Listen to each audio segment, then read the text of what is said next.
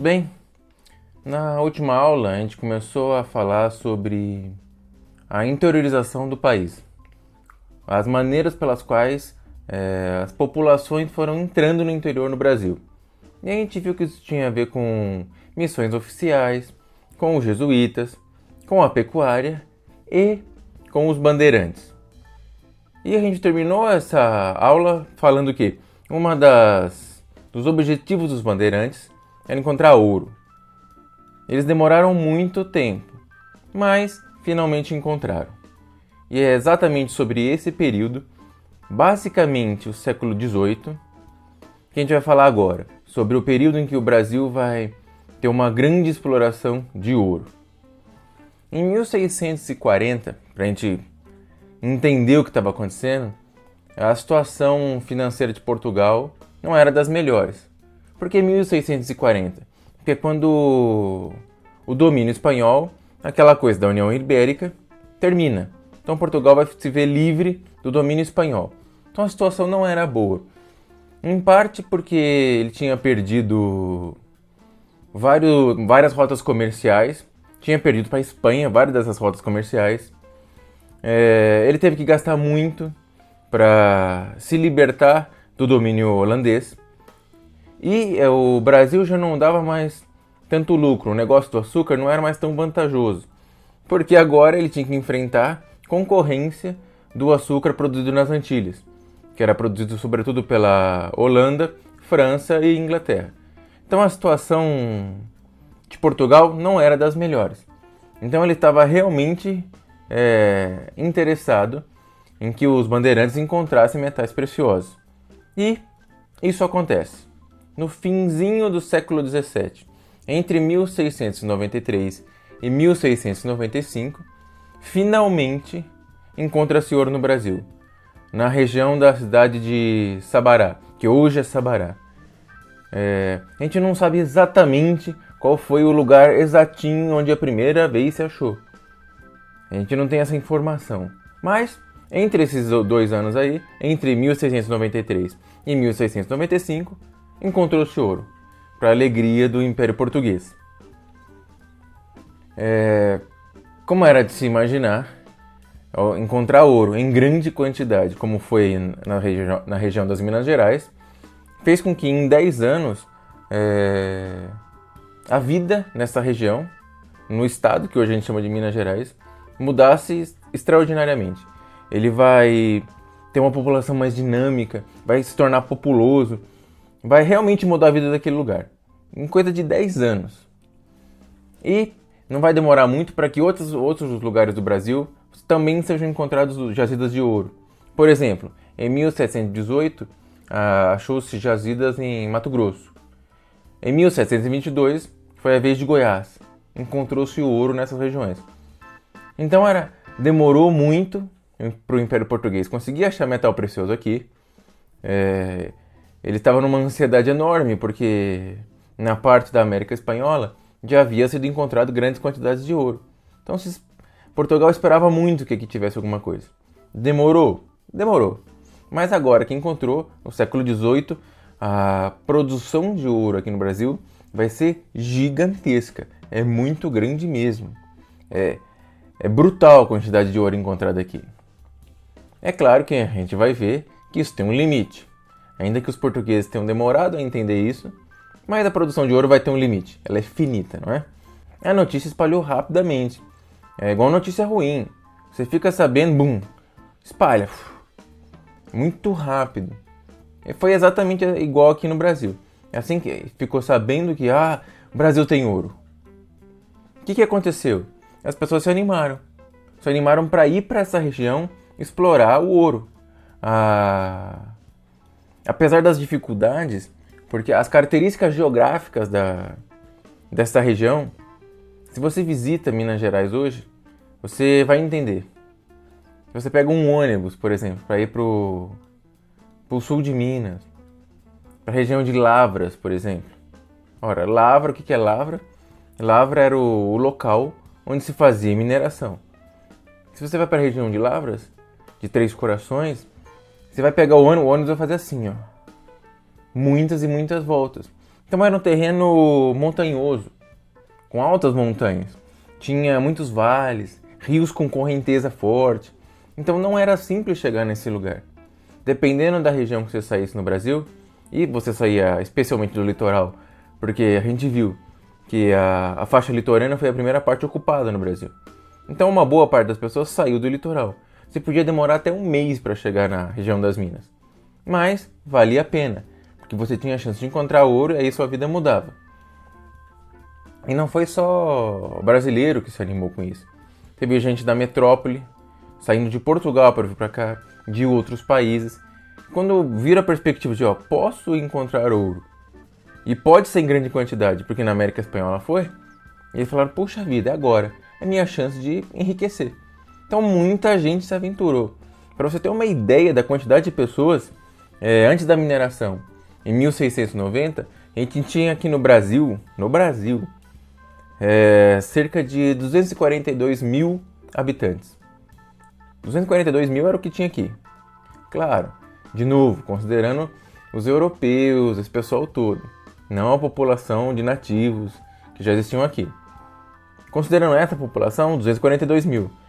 Em 1750, que é metade do século XVIII, que é o auge do ouro, digamos assim, onde tem muito ouro sendo extraído, tinha 2 bilhões e meio. 2 milhões e meio de habitantes. É um número muito alto de habitantes. Veja como o ouro chamou a atenção das pessoas. As pessoas foram para essas regiões. Então, já pode imaginar que a vida nesses lugares vai ser profundamente impactada, que é o que nos interessa aqui. E como é que você extraía ouro? Como é que era o ouro do Brasil? Ora, a maior parte do ouro aqui, a fonte mais comum, era aquilo que a gente chama de ouro de aluvião. O que é ouro de aluvião? Você pode até ver aqui na imagenzinha. Ora, era o tipo de ouro que você encontrava na margem dos rios, no curso de água. Então você ia lá com uma bateia. Bateia é uma espécie de peneira. Se você é do interior de São Paulo, eu não sei o resto do interior de outros estados, eu conheço o interior de São Paulo um pouco. Aqui no interior de São Paulo você encontra bateias para vender, para você cozinhar hoje em dia. As pessoas usam isso para cozinhar, porque deve deixar a carne mais saborosa se você souber usar, que não é o meu caso, não é? Não sei usar bateia nenhuma para fazer nada, nem achar ouro e nem fazer comida.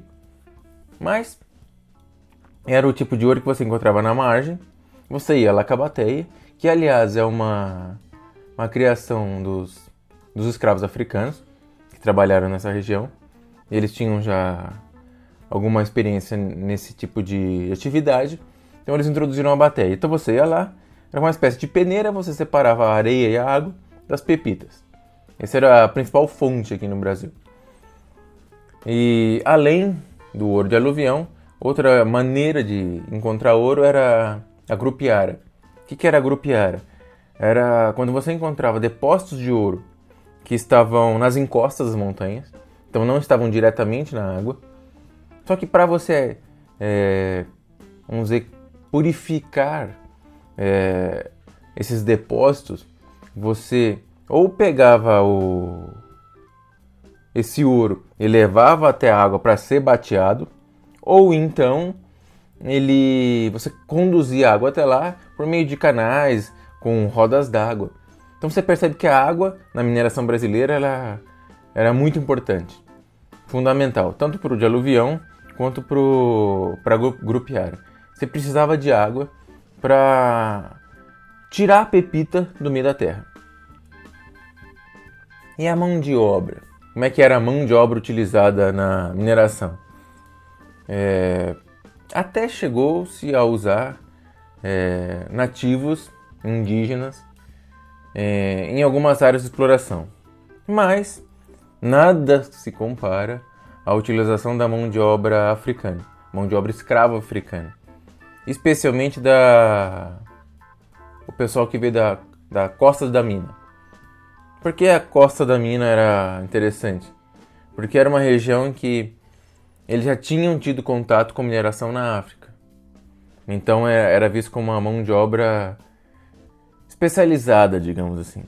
E a taxa de mortalidade desses escravos que trabalhavam na mineração, ela era muito alta.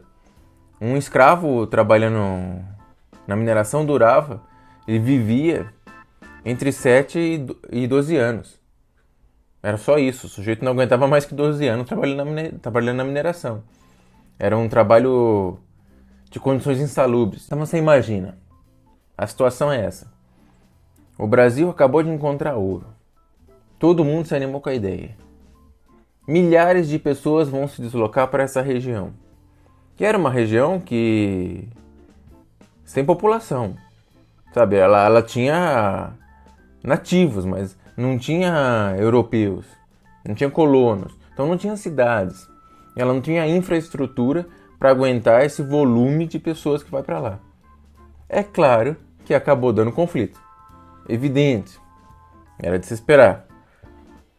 Um desses conflitos foi a Guerra dos Emboabas, entre 1708 e 1709. O que foi a Guerra dos Emboabas? Com esse grande afluxo de pessoas, sem nenhuma ordem, foi todo mundo chegando lá para explorar, os paulistas, que por terem sido os bandeirantes paulistas, os descobridores dessas jazidas, achavam que só eles deviam explorar. Falaram, não. A exclusividade de exploração dessa região deve ser minha. Foi eu que cheguei aqui. Então eu tenho direito. Ora, aqueles que não eram paulistas, os portugueses que vieram da metrópole, eles evidentemente achavam que isso era balela. Bobagem. Não tem essa que você achou primeiro. Você achou, que bom. Agora, todo mundo que quiser explorar, vai explorar. Então tinha esse conflito de interesses. O negócio fica ainda pior quando os portugueses acabam controlando o abastecimento de mercadorias para essa região das minas. Então você já tinha um clima tenso entre paulistas e todos os outros, especialmente portugueses.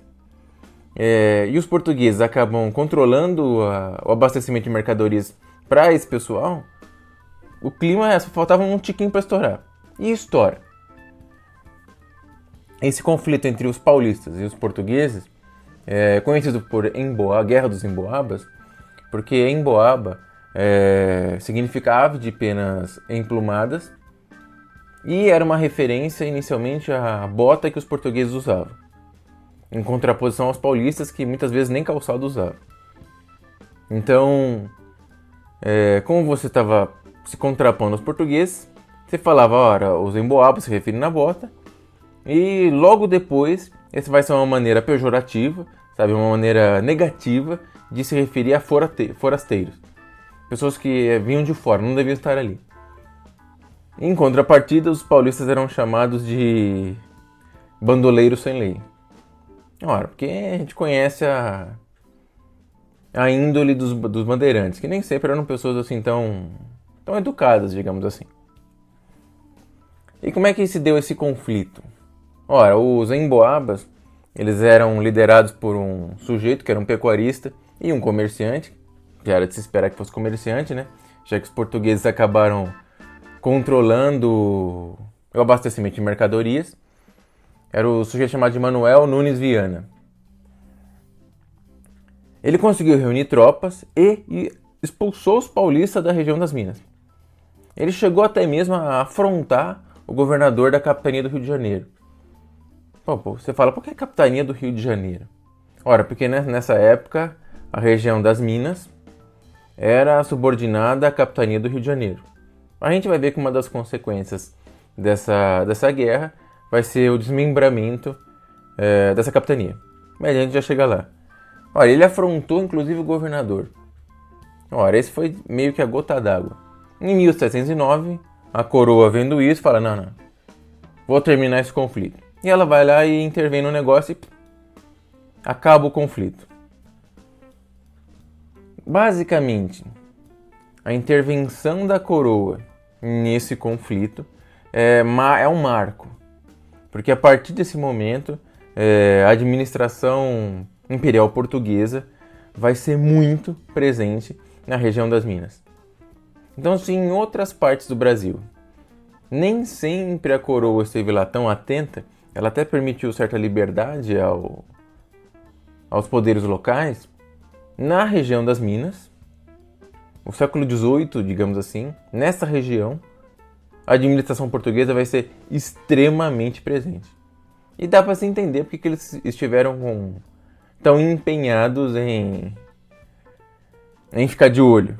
Ora, porque a situação financeira de Portugal não era das melhores e eles acabaram de encontrar ouro. Então eles não poderiam deixar que esse ouro fosse contrabandeado. Eles estavam de olho. Então as principais consequências desse conflito dos emboabas foi que a metrópole passou a exercer um controle muito mais efetivo nessa região. São Paulo foi elevado à categoria de cidade, criou-se a Capitania de São Paulo e a Capitania de Minas do Ouro, que ela foi desmembrada do Rio de Janeiro. Um pouquinho mais para frente, em 1720, ela vai ser dividida de novo e vai se formar a Capitania de Minas Gerais e uma parte vai para São Paulo. Então, finalmente vai surgir Minas Gerais aqui. E além disso, esse conflito nessa região de Minas Gerais, o que hoje a gente chama de Minas Gerais, fez com que alguns paulistas fossem procurar ouro em outros lugares. E é aí que eles vão encontrar no Mato Grosso e em Goiás. A economia nas Minas Gerais, basicamente é todo o ouro encontrado lá era de Portugal, da coroa portuguesa. Porque esse era o pacto colonial, não é? Qualquer riqueza aqui do Brasil, explorada aqui no Brasil, pertencia a Portugal.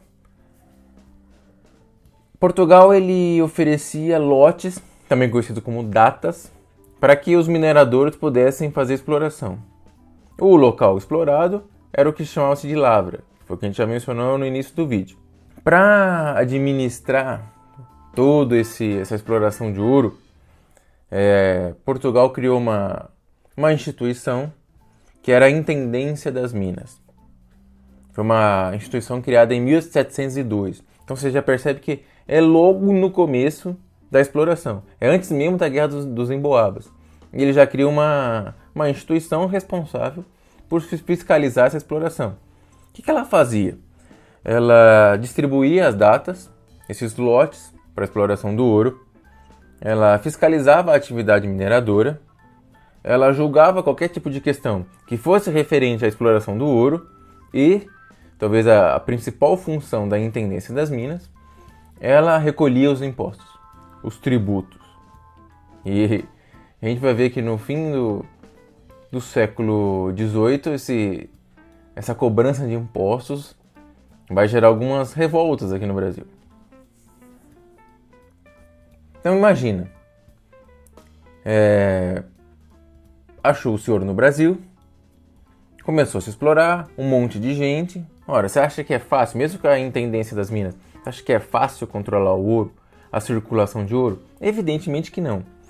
Sobretudo porque o ouro, no início do século XVIII, ele circulava ou em pó ou em pepitas, em pedrinhas.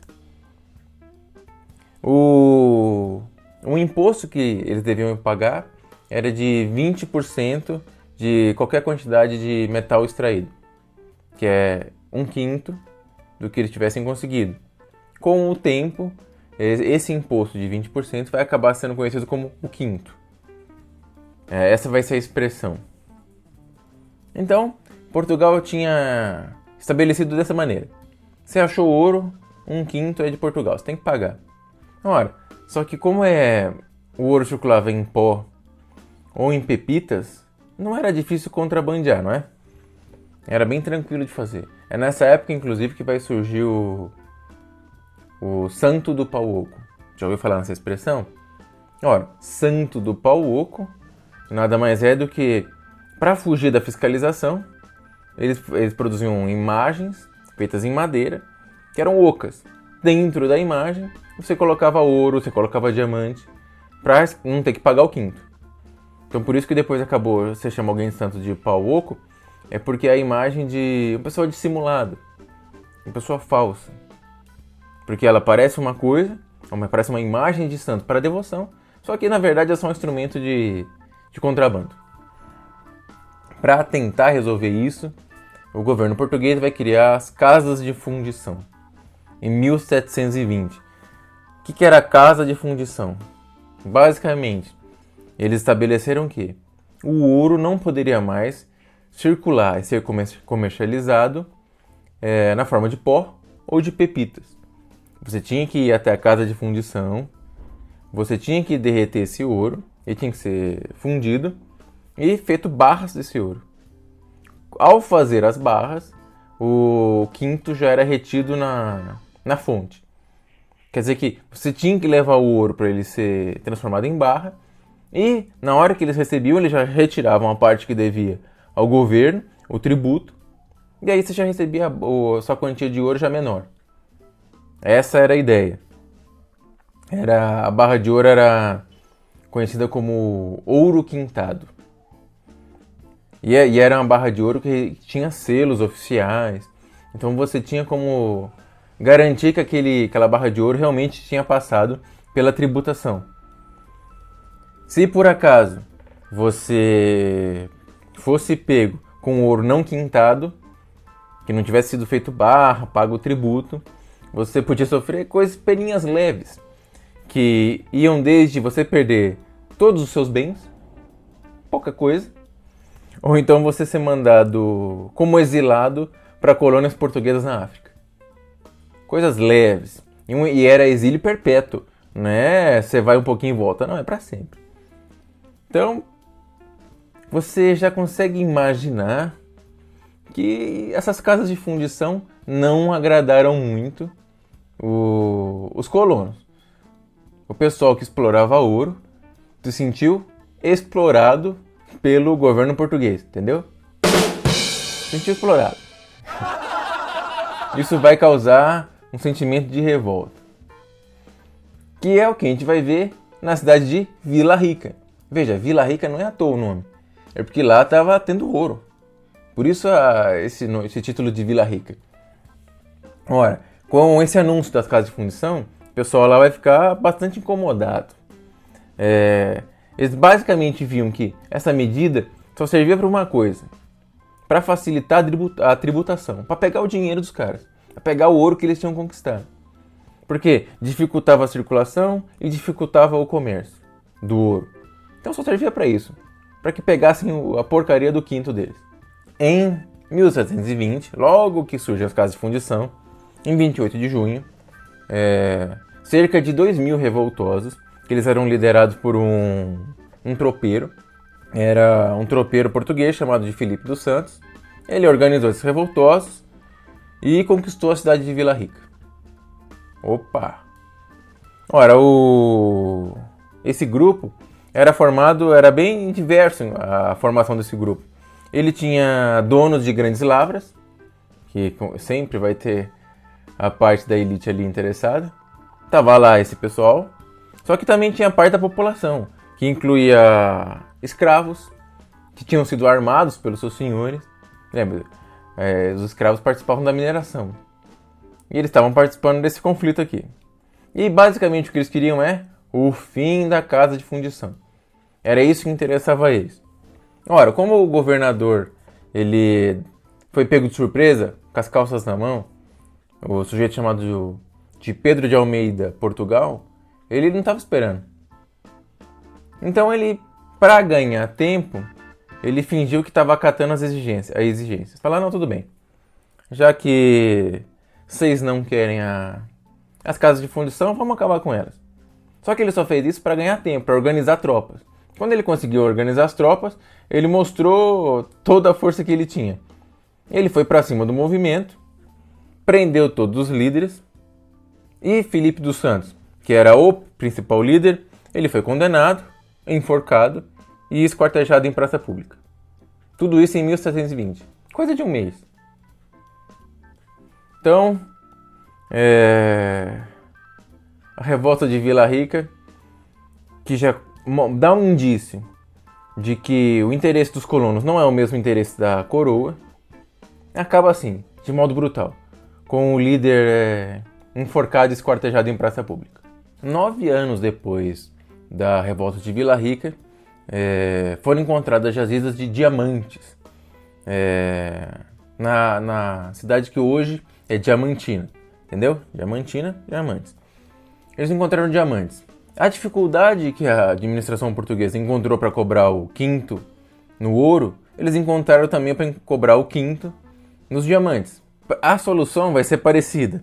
Eles vão criar em 1771 a Intendência dos Diamantes, que exercia um poder imenso sobre a população de Diamantina, que dava aos fiscais dessa intendência poder para confiscar bens, para controlar a entrada e saída das pessoas da cidade. Então era bem autoritária a Intendência dos Diamantes. Você percebe então que o que está acontecendo nesse século de ouro, aí, século XVIII, é que os interesses da coroa estão cada vez mais distintos dos interesses dos colonos. Talvez o início do fim do sistema colonial.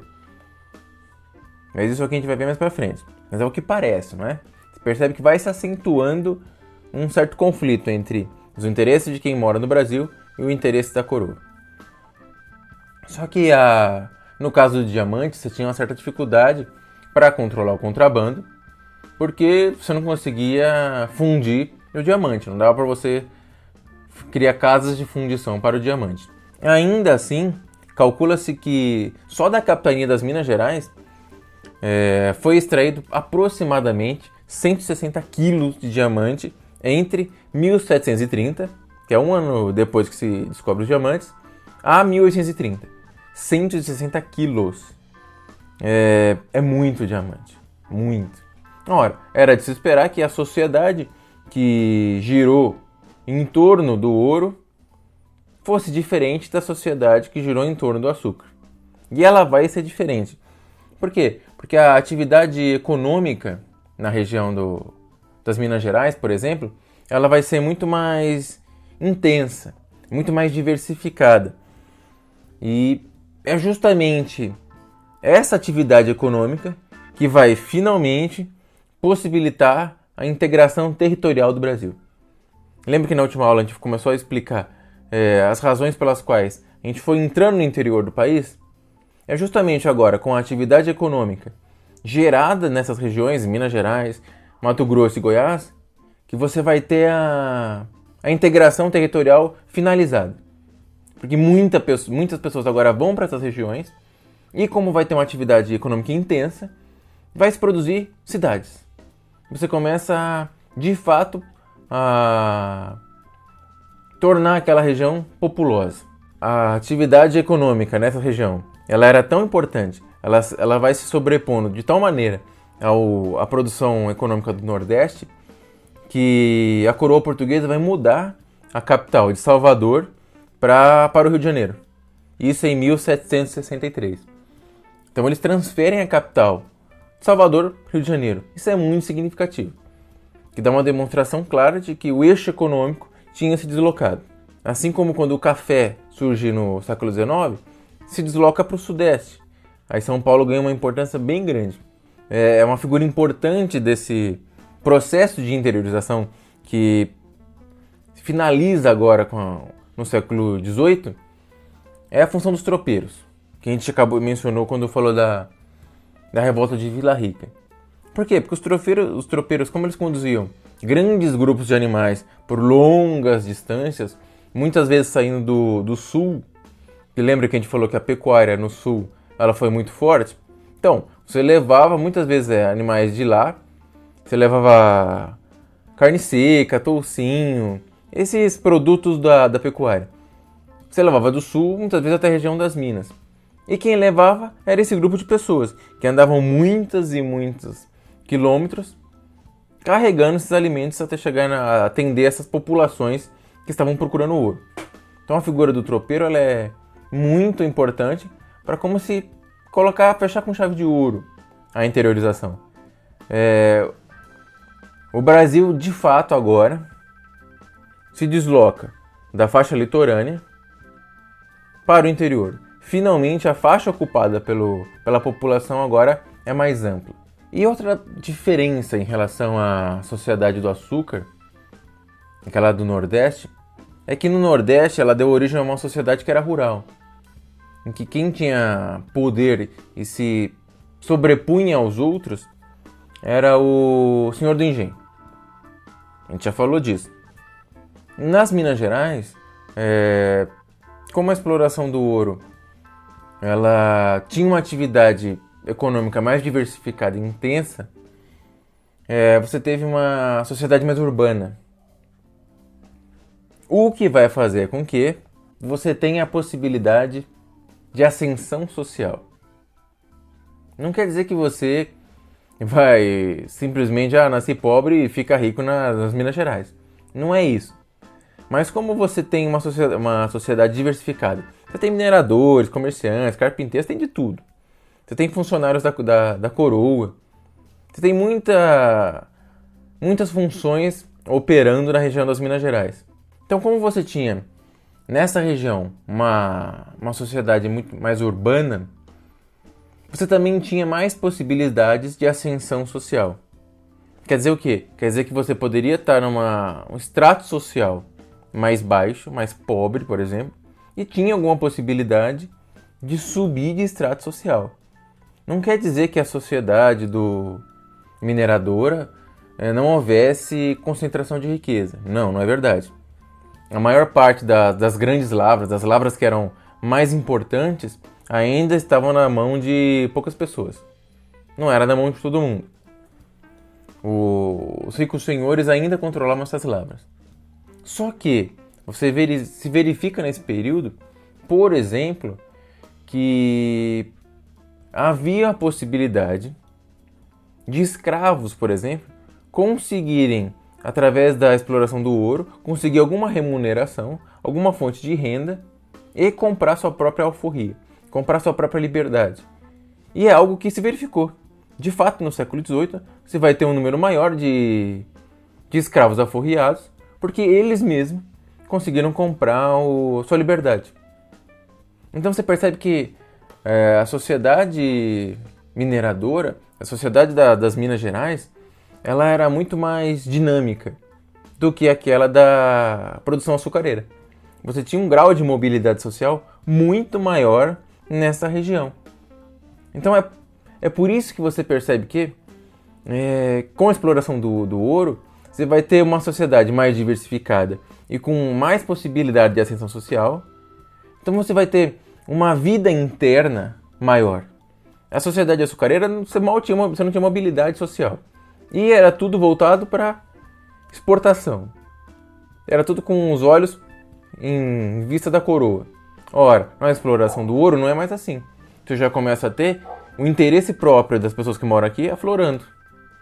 Não por acaso, quando Portugal começar a pressionar os mineradores, você vai ter conflitos, você vai ter revolta.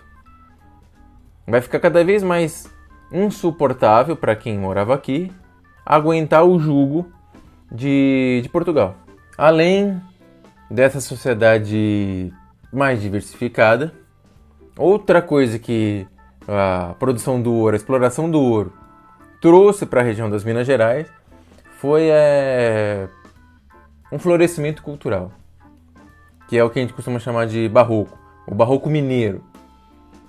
Foi um período em que você teve uma realização de grandes obras, não só aqui, claro, mas aqui também houve. Como Portugal vivia um certo momento de sucesso, financeiramente estava razoavelmente bem com a exploração do ouro, floresceu. Então você vai ver em Minas Gerais a expressão dessa arte barroca, que era como? Como é que era essa arte barroca se caracterizava? Ela era dramática, ela era rebuscada, ela era detalhada e ela causava um forte impacto à primeira vista. Quando você vê uma obra, você fala... Ah! Isso sem falar no forte vínculo com o catolicismo. Então a temática desse tipo de arte ela é muito associada ao cristianismo. Por exemplo, quando você olha aqui a Basílica de Nossa Senhora do Pilar, que está lá em Ouro Preto, veja como ela, é claro, ela é cheia de ouro, porque tem a ver com o período, mas, bum, você olha só que ela explode nos seus olhos. Você fica muito impressionado. Além da Basílica, você vai ter vários artistas locais sendo pagos para produzir essa arte, para produzir a as obras artísticas na região das Minas Gerais. Por exemplo, o famosíssimo Aleijadinho. Então, se você for hoje visitar lá em Minas Gerais, você tem quase que um museu a céu aberto.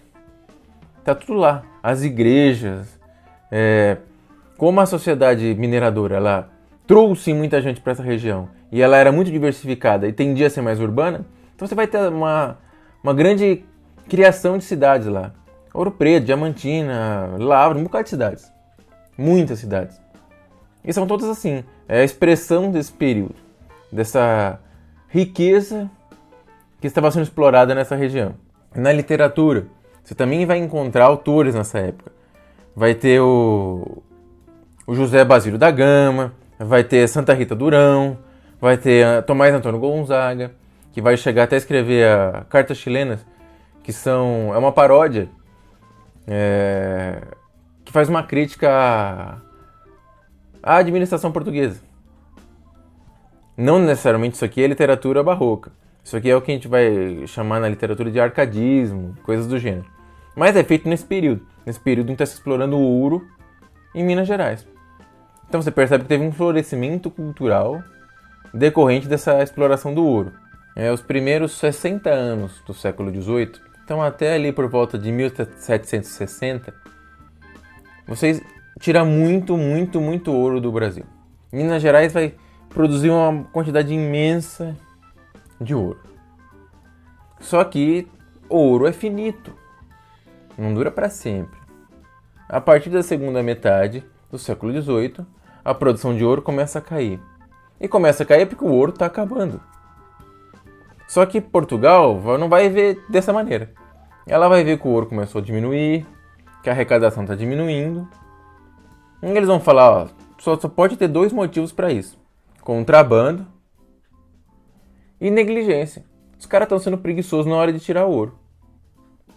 Ora, se é contrabando e preguiça, negligência, a coroa portuguesa vai resolver. Como?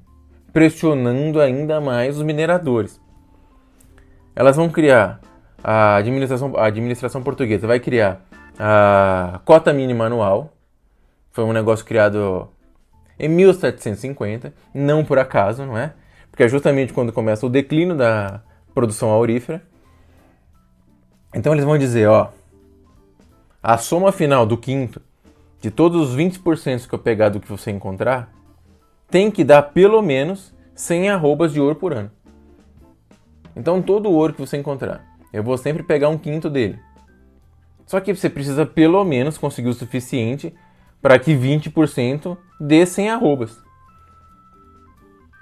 O problema é que, a partir da segunda metade do século XVIII, fica cada vez mais difícil para o minerador alcançar um valor em que 20% corresponda a 100 arrobas.